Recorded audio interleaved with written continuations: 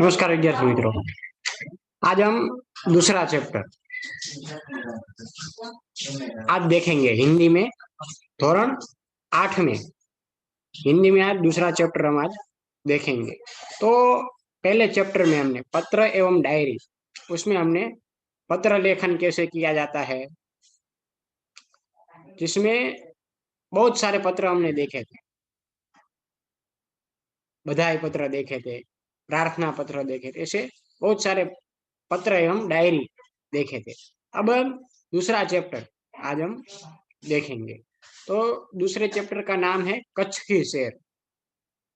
कच्छ की सैर जो दूसरा चैप्टर है धोरण 8 के हिंदी में। तो पहले हम ये कच्छ की सैर, इनके लेखक के बारे में थोड़ा जान लेते हैं। तो इनके लेखक का नाम है हरेश ढोलकिया।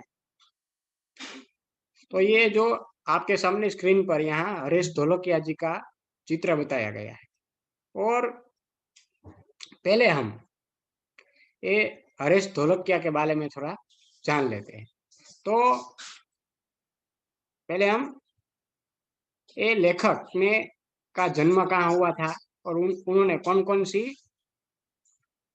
कृतियां रची है उनके बारे में थोड़ा हम देख लेते हैं। लेखक का नाम है हरेश ढोलकिया।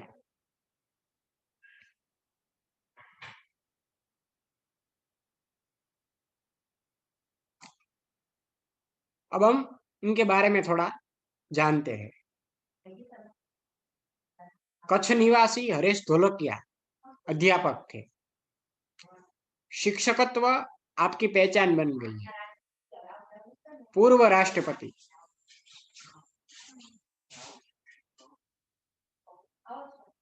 श्री एपीजे अब्दुल कलाम के बहुचर्चित विंग ऑफ फायर पुस्तक का आपने गुजराती भाषा में अनुवाद एवं अगन पंख शीर्षक से किया है। कि ये जो हरेश ढोलकिया जी, उन्होंने कच्छ के निवासी थे, यानी कि कच्छ में वो रहते हैं। और वो अध्यापक थे, यानी कि शिक्षक थे। वो शिक्षकत्व उनकी पहचान बन गई थी। और पूर्व राष्ट्रपति Shri APJ Abdul Kalam, doctor APJ Abdul के कलाम के बारे में हम जानते हैं। तो उनके जो पुस्तक था उनका विंग ऑफ फायर, उन्होंने इस पुस्तक का गुजराती भाषा में अनुवाद किया था। और अंगन पंख वो शीर्षक उनको, वो पुस्तक को शीर्षक दिया था। क्या? अंगन पंख, अगन पंख। आगे देखते हैं। शिक्षण कार्य के आपके अनुभव, संशोधनात्मक लेखन कार्य तथा पत्रकारित्व आपके लेखन के क्षेत्र है। ये उनके क्षेत्र के बारे में बात कही गई। शिक्षण कार्य के साथ साथ उनके अनुभव और संशोधनात्मक लेखन कार्य एवं पत्रकारित्व और उनके लेखक के क्षेत्र थे। कच्छ मित्र में आप सुरखाब स्तंभ अंतर्गत लिखते हैं। ये जो कच्छ मित्र नाम की उनकी कृति थी, उनमें उन्होंने सुरखाब, जो पक्षी होता है सुरखाब, उनके बारे में और स्तंभ के अंतर्गत उन्होंने लिखा है। आपका सर्जन कार्य अंगदनो पग पग 400% आनंद तथा शिक्षा संबंधी गुजराती साहित्य लोकप्रिय है। ये उनके पुस्तक के बारे में बताया गया। कच्छ मित्र में उन्होंने सुरखाब स्तंभ अंतर्गत लिखा था। जो सुरखाब होता है उनके बारे में उन्होंने लिखा था। और उनका सर्जन, जो उन्होंने सर्जन किया था, उसमें अंगतनो पग पग 400% आनंद और शिक्षण संबंधी गुजराती साहित्य उनके लोकप्रिय है। प्रस्तुत इकाई में आपने कच्छ का परिचय कराने का प्रयास किया है। इसमें कच्छ एवं इर्द गिर्द के दर्शनीय स्थानों का परिचय कराया है। ये जो आज हम देखने वाले हैं कच्छ की शहर, उसमें ये प्रस्तुत इकाई में उन्होंने एक कच्छ के बारे में हम सब जानते हैं। कच्छ नहीं देखा तो कुछ नहीं देखा, ऐसा हमने सुना है। तो यहाँ कच्छ के बारे में बताया गया है कि उनका परिचय कराने का उन्होंने हरेश ढोलकिया जी ने प्रयास किया है, और जिसमें उन्होंने कच्छ एवं इर्द गिर्द के दर्शनीय जो आसपास अगल बगल के जो दर्शनीय स्थान है उनका भी यहाँ परिचय हम लोगों को कराया है। तो इस इकाई में अपनी संस्कृति का आदर, अपनी विरासत का संरक्षण, देश प्रेम आदि मूल्यों को विकसित किया गया है। यह यहाँ आपकी रचना कच्छ यात्रा का भावानुवाद प्रस्तुत है। जो यहाँ इकाई में अपनी संस्कृति का आदर कैसे किया जाता है, अपनी विरासत का संरक्षण कैसे किया जाता है, और देश प्रेम आदि मूल्यों के उन्होंने विकसित किया गया है। और ये जो कच्छ यात्रा नाम का जो उनकी रचना है उसमें से लिया गया है, उनका यहाँ भावानुवाद किया गया है। ये हमने उनका परिचय और उनकी कृति के बारे में थोड़ा परिचय ले लिया। अब हम आगे बढ़ते हैं, जिसमें हम ये कच्छ की शहर, जो कच्छ की यात्रा, जो कच्छ का इर्द गिर्द अगल बगल में जो आसपास में जो दर्शनीय स्थान है उनका परिचय यहाँ कराया है, वो हम देखते हैं।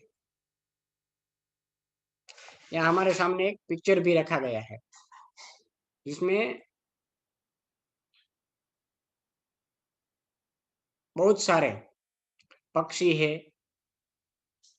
और दोनों चित्र में बहुत बहुत बड़ा चित्र यहाँ बताया गया है, वो हमारे सामने यहाँ रखा है, और उनका ऊपर लिखा हुआ है यात्रा वृत्त।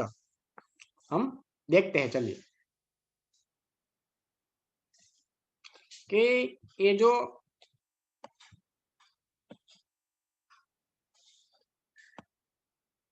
यात्रा वृत्त यहाँ बताया गया है, देखते हैं। अब हम ये गद्य की ओर बढ़ते हैं आगे। विशाल भारत में अनेक दर्शनीय प्रांत है। ये जो भारत है, हमारा भारत देश है, जो विशाल है, उसमें अनेक दर्शनीय प्रांत भी आए हुए हैं। तो ये जो विशाल भारत में जो अनेक दर्शनीय स्थान है, और सबका सपना महत्व एवं सौंदर्य है। हर एक व्यक्ति का सपना, हर एक मानव का सपना होता है को सौंदर्य की ओर आगे बढ़े, यानी कि ऐसा प्रांत हो जो एकदम सौंदर्य से भरा हुआ, वो हर एक का सपना रहता हो। गुजरात में उनमें से एक अनूठा राज्य है। अनूठा यानी अनूठा यानी कि अनोखा, जिनका शब्दार्थ का अर्थ होगा हम यहाँ देखते हैं।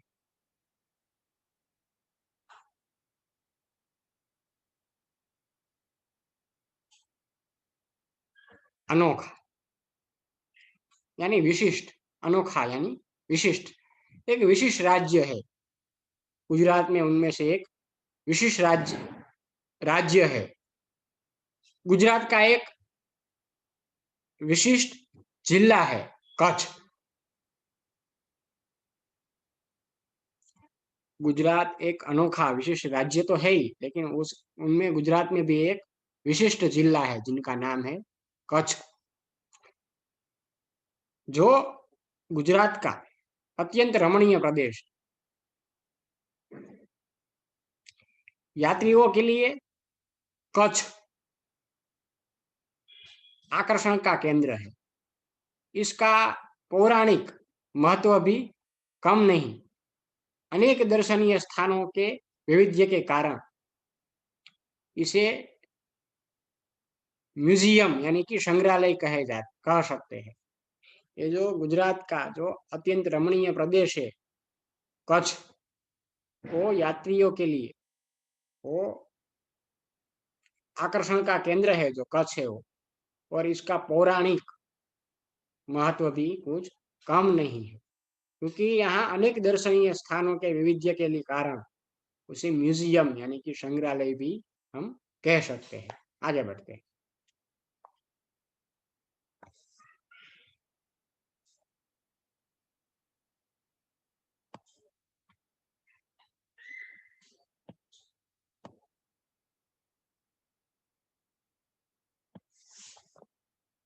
तो आगे बढ़ते हैं।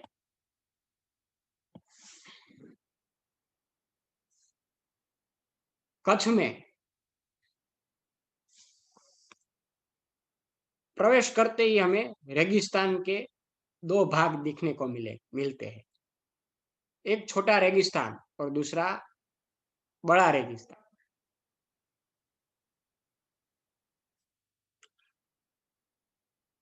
रेगिस्तान का मतलब होता है मरुभूमि। रेगिस्तान का मतलब होता है मरुभूमि। कि जैसे ही हम कच्छ के और प्रवेश करते हैं, कच्छ जिले में प्रवेश करते हैं, तो हमें रेगिस्तान के दो भाग दिखने को हमें वहां मिलेंगे। और उसमें एक छोटा रेगिस्तान है और एक है दूसरा यानी कि बड़ा रेगिस्तान। रेगिस्तान यानी कि मरुभूमि, हम शब्दार्थी साथ में देखते हैं। रेगिस्तान यानी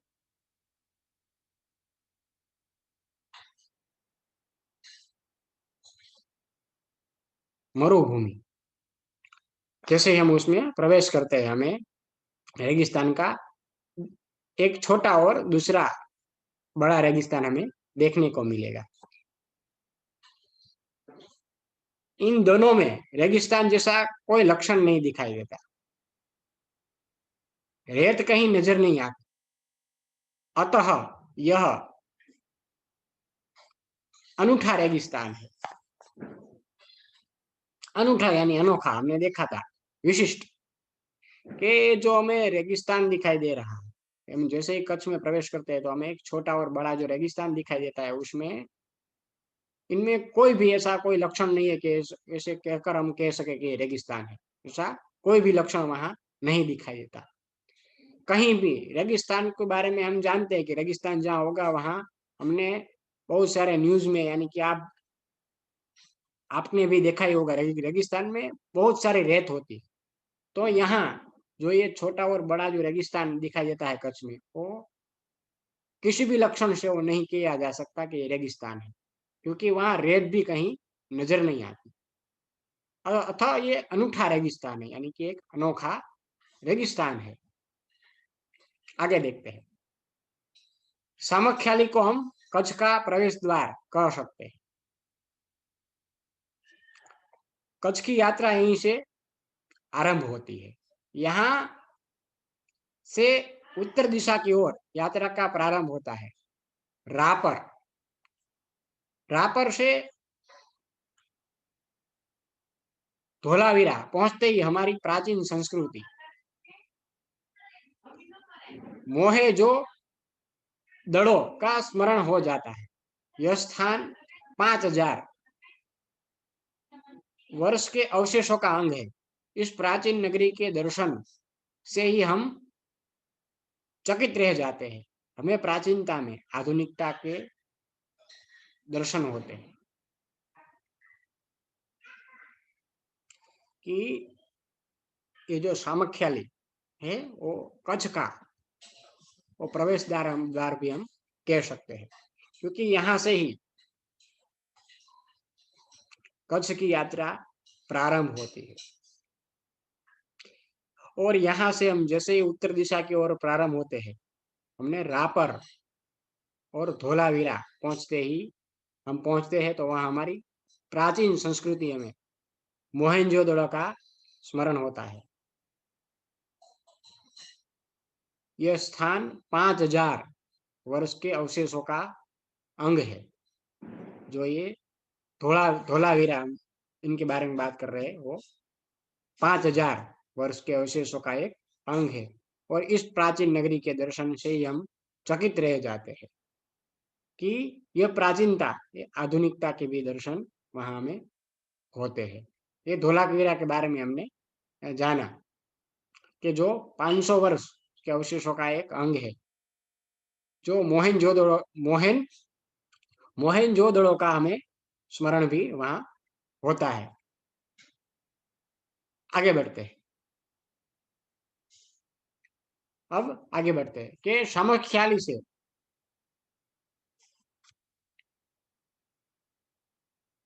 पश्चिम से सामख्याली से पश्चिम की यात्रा करते भचाओ नजर आता है, जो बड़ा गांव है जैसे नगर। वहां से गांधीधाम औद्योगिक कारखानों का शहर है। यहाँ सिंधी प्रजा पाकिस्तान से आकर स्थायी हुई। गांधीधाम, आदिपुर तथा गोपालपुरी उद्योग के कारण विकसित हुए दिखाई देते हैं। आदिपुर में गांधी स्मृति तथा पास ही कंडला बंदर का बड़ा महत्व है। कंडला का विकास यहाँ की प्रजा के लिए महत्वपूर्ण है। पहले हमने देखा वो पश्चिम की, उत्तर की यात्रा के लिए जैसे हम सामख्याली से उत्तर भाग में आएंगे तो हमने धोलावीरा, रापर जैसे जो 5000 पूर्व के अवशेषों का अंग है उसके बारे में हमने थोड़ा जाना। और यहाँ बात हो रही है सामख्याली से पश्चिम की यात्रा करते समय। पश्चिम की ओर हम जाएंगे तो वहां से भचाऊ नजर आता है, जो बड़ा गांव है जैसे नगर। और वहां से हम भचाऊ से आगे जाएंगे तो गांधीधाम, जो औद्योगिक कारखानों का वो शहर है। और यहीं पाकिस्तान से आए हुए सिंधी समाज वो यहाँ स्थायी हुए हैं। और गांधीधाम में आया हुआ आदिपुर, गांधीधाम, आदिपुर तथा गोपालपुरी उद्योग के कारण वो विकसित दिखाई देते हुए हमें नजर आते हैं। आदिपुर में एक गांधी स्मृति तथा पास ही एक कंडला बंदर गाह का बड़ा महत्व है। कंडला का विकास यहाँ की प्रजा के लिए महत्वपूर्ण है। और कंडला के बारे में भी हमने सुना है, वहां का बंदरगाही भी हमें बंदरगाह के बारे में हम परिचित है, जो गुजरात का बड़ा बंदर भी कहा जाता है। तो आगे बढ़ते हैं कि कंडला से दक्षिण की ओर भद्रेश्वर अति प्राचीन जैन यात्रा धाम, संगमरमर से बना 2500 वर्ष पुराना जिनालय भूकंप में खंडित हुआ। ये जो हम कंडला तक हम आ गए सफर करते करते। हम पहले हम उत्तर की ओर गए थे, वहां धोलावीरा देखा हमने, रापर जो 5000 वर्ष पूर्व का अवशेष अंग है वो देखा। और बाद में हम सामख्याली की पश्चिम की ओर बढ़े तो हमने वहां भचाऊ नजर आया, जो बड़ा गांव है जैसे नगर। और वहां से हम आए गांधीधाम, जो औद्योगिक कारखानों का शहर है। और यहीं सिंधी समाज वो पाकिस्तान से आए होकर यहाँ स्थायी हुए हैं। और गांधीधाम के बाद हम आदिपुर, गोपालपुरी जो उद्योग के कारण विकसित हुई दिखाई देती है वो वहां हम आए। और आदिपुर से हम गांधी स्मृति पास ही, गांधी स्मृति के पास ही कंडला बंदरगाही का भी बड़ा महत्व है, वो भी हमने आपने देखा ही होगा शायद। तो कंडला का विकास भी यहाँ प्रजा के लिए जो बहुत महत्वपूर्ण है। और कंडला की दक्षिण ओर जब कंडला का हम आ गए, कंडला की दक्षिण ओर हम आगे बढ़ते हैं तो वहां भद्रेश्वर, जो जैन लोगों का जो यात्रा धाम है, जो संगमरमर से बना वो 2500 वर्ष पुराना वो जिनालय, जो वहां भूकंप आया था तब वो भूकंप में खंडित हुआ था, वो भी वहां हमें दिखाई देता है। उसके पुनः निर्माण का कार्य जोरों से चल रहा है। ये जो जैन का यात्रा धाम जिनालय, उनके बारे में यहाँ बात हो रही है कि उनके जीर्णोद्धार का पुनः निर्माण का कार्य और जोरों से चल रहा है। इसे आधुनिकता का स्पर्श मिला है। इसे भी अभी आधुनिकता का भी स्पर्श हमें मिला है। मुंद्रा शहर तहसील मुख्यालय भी है। यहाँ अनेक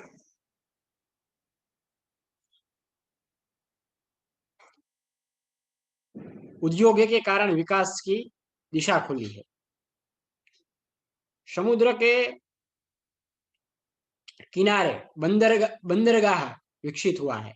यहाँ कुछ प्राचीन इमारतें हैं।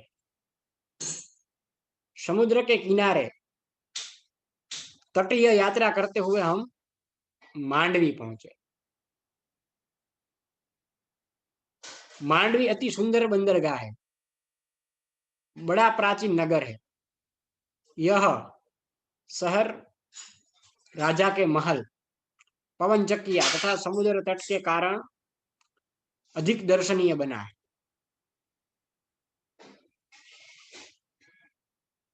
यहाँ VRTI यानी कि ग्राम्य संस्था है, जो 72 जिनालय है। पास ही बिदड़ा गांव में अंतरराष्ट्रीय अस्पताल है। मांडवी से आगे चलते डुमरा, कोठीरा, सुघरी और जखो महत्वपूर्ण गांव है। जैनों का प्राधान्य यहाँ नजर आता है। नलिया शहर जो तहसील का केंद्र है, यहाँ वायुसेना का मुख्य अड्डा है। ये हमने पूरा देखा। तो इसमें हम जैसे ही आगे बढ़ते हैं तो हमें आगे का जिनालय दिखाए, जो उनका पुनर्निर्माण का कार्य जो और जोर से चल रहा है, और यहाँ आधुनिकता के भी हमें स्पर्श मिल रहा है। उसके बाद हम आगे बढ़ते हैं तो मुंद्रा शहर के, और हम आगे बढ़ते हैं जो तहसील जो मुख्यालय भी है। यहाँ अनेक उद्योगों के कारण यहाँ दिशा भी खुली हुई। मुंद्रा भी उद्योगों के लिए जाना जाता है, तो उसके कारण यहाँ से विकास की बहुत सारी दिशाएं भी खुली हुई है। और समुद्र के किनारे जो मुंद्रा शहर, समुद्र के किनारे बंदरगाह भी वहां विकसित हुआ है। यहाँ कुछ प्राचीन इमारतें भी है मुंद्रा में। और समुद्र के किनारे हम जब समुद्र के तट की यात्रा करते हैं तो हमें वहां यात्रा करते करते हम मांडवी पहुंचते हैं। मांडवी के समुद्र का बहुत महत्व है।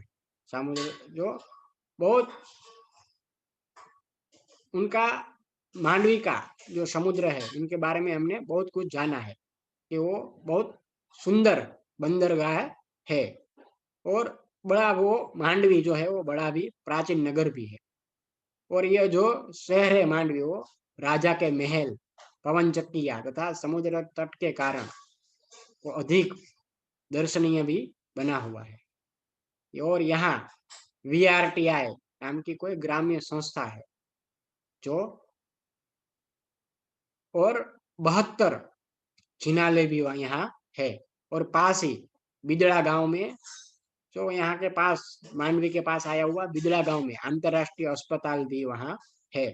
और मांडवी से हम आगे चलते हैं तो डुमरा नाम का गांव आता है, कोठीरा नाम का गांव आता है, सुघरी नाम का गांव आता है, और जखो जो महत्वपूर्ण गांव, ऐसे गांव भी वहाँ आते हैं।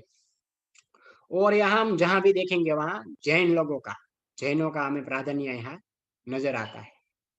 और यहाँ से हम थोड़ा आगे बढ़ते हैं तो हमें नलिया शहर जो तहसील का केंद्र है, वो भी हम यहाँ से देख सकते हैं। और जो ये नलिया शहर है वो वायुसेना का मुख्य अड्डा है। नलिया के बारे में हमने भी सुना है। यहाँ वायुसेना जो हमारे देश की आर्मी की एक और सेना, जिनको वायुसेना के नाम से जाने जाते हैं, वो वायुसेना जो ये नलिया है वो उनका मुख्य हम अड्डा भी कह सकते हो, यहाँ का मुख्य अड्डा भी है। तो ये जो कच्छ की हम सैर करते हैं, हमने शुरू कहाँ से किया था? सामख्याली से, उत्तर की ओर से, जिसमें हमने रापर और धोलावीरा से प्रारंभ किया था। पश्चिम की हम आगे बढ़े तो भचाओ, गांधीधाम, आदिपुर आदि हम आगे बढ़े और कंडला बंदरगाह है, हम वहां तक पहुंचे और कंडला बंदरगाह की दक्षिण की ओर हम आगे बढ़े तो वहां से हमने भद्रेश्वर, जो अति प्राचीन जैन का यात्रा धाम है, जो संगमरमर से बना 2500 वर्ष पुराना जिनालय है, जो भूकंप में खंडित हुआ है, उसके पुनर्निर्माण का कार्य और जोरों से चल रहा है, जो एक आधुनिकता का उनको एक स्पर्श मिला हुआ है। और ऐसे ही हम सफर करते करते, यात्रा करते करते हम मुंद्रा शहर पहुंचे। मुंद्रा शहर जो एक मुख्यालय भी है, तहसील मुख्यालय भी है। यहाँ अनेक उद्योगों के कारण ये विकास की ओर दिशा भी खुली हुई है। जो समुद्र के किनारे वो बंदरगाह विकसित हुआ है, मुंद्रा। और यहाँ से कुछ प्राचीन इमारत भी हमें देखने को मिलेगी। ये जो समुद्र किनारे, हम जैसे ही समुद्र के तट की ओर यात्रा करते हैं तो हमें मांडवी तक पहुंचते हैं। मांडवी का समुद्र भी बहुत सुंदर है और उस शहर में राजा के महल, पवन चक्किया और समुद्र तट के कारण वो अधिक दर्शनीय बना हुआ है मांडवी। और वहाँ यहाँ VRTI नाम की एक ग्रामीण संस्था भी है, 72 जिनालय भी है और बिजड़ा गांव में अंतर्राष्ट्रीय अस्पताल भी यहाँ है। और मांडवी से हम जैसे ही आगे बढ़ते हैं तो वहाँ हमें डुमरा, कोठीरा, सुगरी, चखो महत्वपूर्ण गांव को हमें देखने को मिलेंगे। जो यहाँ हम सफर कर रहे हैं उसमें हमें जैनों का प्राधान्य भी नजर आता है। और वहां से सफर करते करते हम नलिया तक पहुंचते हैं, और जो तहसील का केंद्र है। और ये नलिया वो वायुसेना का भी मुख्य अड्डा कहा जाता है, वो मुख्य अड्डा है। तो यहाँ तक हमने आज के लेक्चर में कच्छ की सैर करते हुए यहाँ तक हमने देखा। इसमें बताए गए विभक्ति वचन, यहाँ के बताए गए शब्दार्थ जो हमने देखा था, अनूठा यानी कि अनूठा, अनोखा, विशिष्ट, रेगिस्तान यानी कि मरुभूमि, जीर्णोद्धार यानी कि पुनः निर्माण, ऐसे शब्दार्थ आप लोगों को अपनी फेयरबुक में लिखना है और यहाँ तक का पाठ भी आप लोगों को पढ़ना है और समझना है। इसके बाद अगले लेक्चर में हम आगे बढ़ेंगे और आगे हम ये कच्छ की सैर में आगे क्या हमें देखने को मिलता है, उसका क्या महत्व है, उनके बारे में हम फिर चर्चा करेंगे। यहाँ तक आज के लेक्चर में हम रखते हैं।